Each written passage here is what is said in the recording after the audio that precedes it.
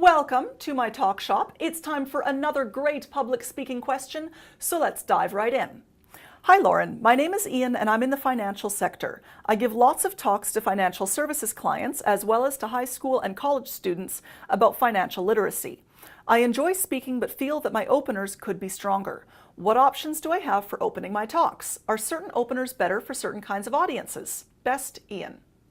First up, Ian, let me say how great it is that you're sharing your knowledge with such a varied audience.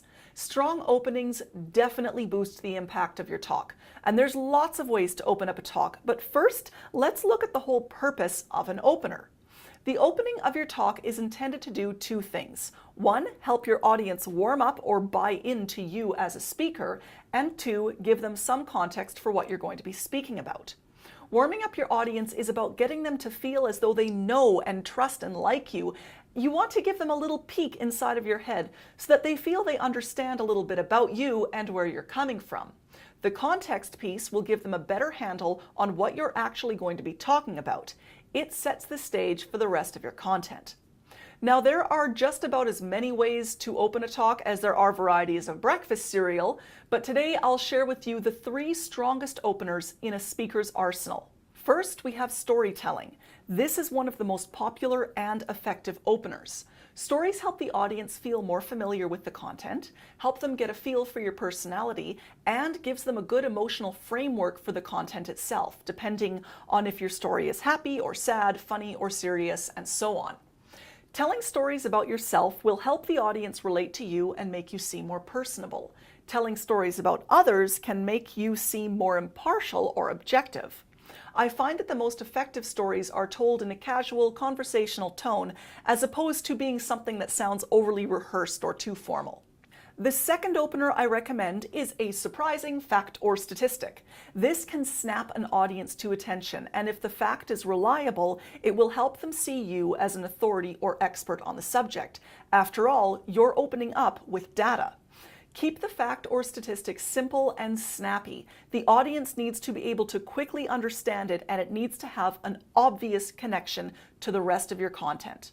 Try not to use facts or stats that are overused, cliche, or flat out wrong. There are a lot of these out there. Make sure the fact is reliable, easy to remember, and easy to repeat. Third, we have the audience participation opener. This is where you start your talk by asking the audience a question and getting them to respond by raising their hand or something similar. Another version of this opener is to get the audience to perform a certain action, like standing up and switching seats. I once saw a great talk by Seth Godin where as soon as he got on the stage, he started singing the ABC song while gesturing for the whole audience to join in, and they did join in. The advantage to this opener is that it makes audience members active participants in your talk instead of passive listeners. But I've got a point of caution.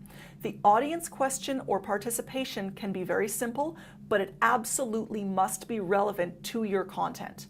If you're going to ask how many people here are from out of town, it's because you've got something insightful or relevant to say about out-of-town visitors or travelers. The same goes with other kinds of participations. Seth's ABC song opener worked because he used it to make a point about ideas that everyone holds in common.